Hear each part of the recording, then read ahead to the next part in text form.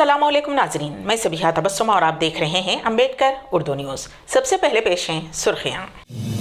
हैदराबाद में मौसम अचानक तब्दील, शमशाबाद एयरपोर्ट आने वाली कई परवाज़ों के मोड़ दिए गए रुख। एक पुजारी ने पूजा के लिए मंदिर आने वाली खातून का कर दिया कत्ल।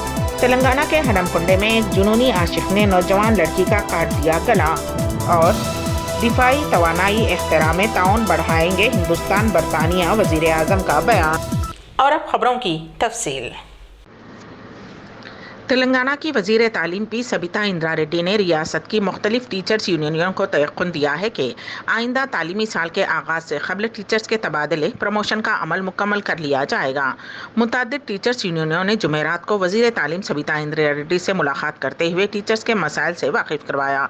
इस मौके पर सबिता इंद्रा रेड्डी ने टीचर्स के तमाम मसाइल हल करने का तयक़ुन दिया। यूनियन लीडरों ने वज़ीर की यकीन दहानी का खैर मकदम किया। उन्होंने इंकशाफ किया कि वज़ीर ने यकीन दिलाया है कि पंडितों और पीईटी की तरक्कियात अदालत की इजाज़त से मुकम्मल की जाएंगी। चीफ मिनिस्टर चंद्रशेखर राव की यकीन दहानी के मुताबिक PSHM की 5,571 पोस्टों को अपग्रेड किया जाएगा और तरक्कियाँ दी जाएंगी। ME और डिप्टी EO DEO की पोस्ट, डाइट लेक्चर की पोस्ट प्रमोशन के जरिए भर्ती की जाएंगी। शहर हैदराबाद में मौसम अचानक तब्दील हो गया। कई मकामात पर तेज़ हवाओं के साथ बारिश हुई। शमशाबाद एयरपोर्ट में तैयारों की लैंडिंग का मौसम भी आंधी और बारिश की वजह से नासाजगार हो गया है, जिसकी वजह से शमशाबाद के राजीव गांधी बैनुल अक़वामी एयरपोर्ट इंतज़ामिया ने कई परवाज़ों को लैंडिंग के रुख को मोड़ दिया है, जिसके बाद दिल्ली से हैदराबाद आने वाली परवाज़ों को बेंगलुरु, मुंबई से हैदराबाद और वैज़ाग से हैदराबाद आने वाली परवाज़ों को विजयवाड़ा की तरफ मोड़ दिया गया है। उसी तरह बेंगलुरु से हैदराबाद आने वाली परवाज़ को नागपुर की तरफ मोड़ दिया गया।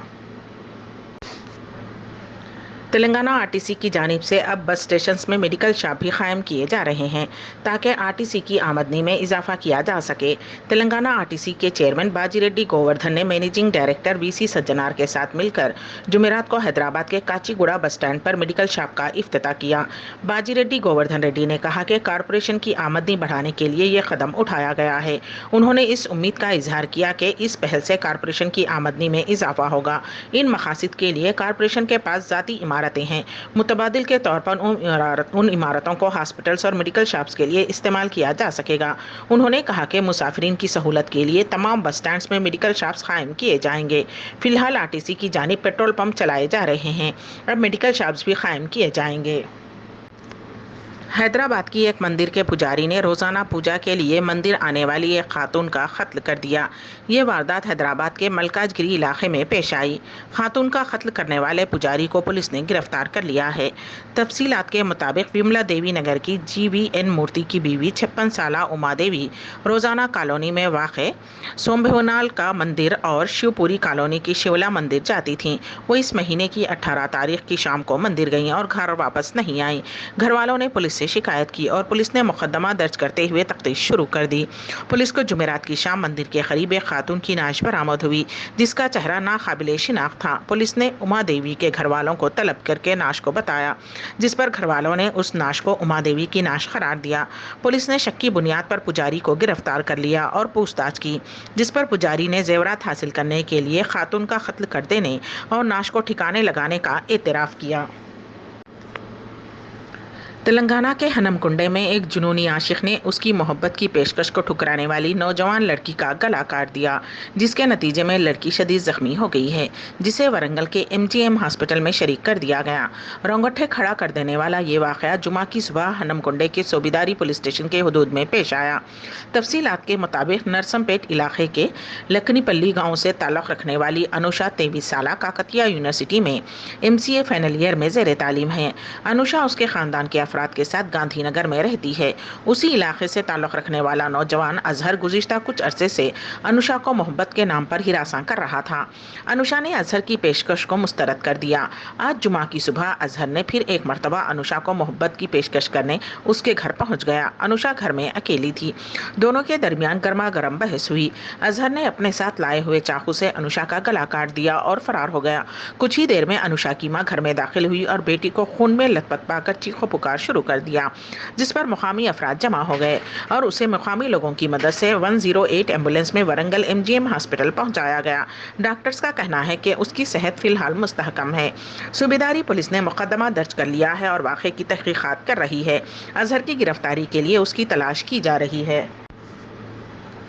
اپنی مجموعی اسٹریٹجک شراکت داری کو بڑھاتے ہوئے ہندوستان اور برطانیہ نے آج دفاعی پیداوار اور توانائی کے شعبے میں تعاون کو وسعت دینے کے ساتھ ساتھ اس سال کے آخر تک آزاد تجارتی معاہدہ FTA تک پہنچنے کا فیصلہ کیا ہے۔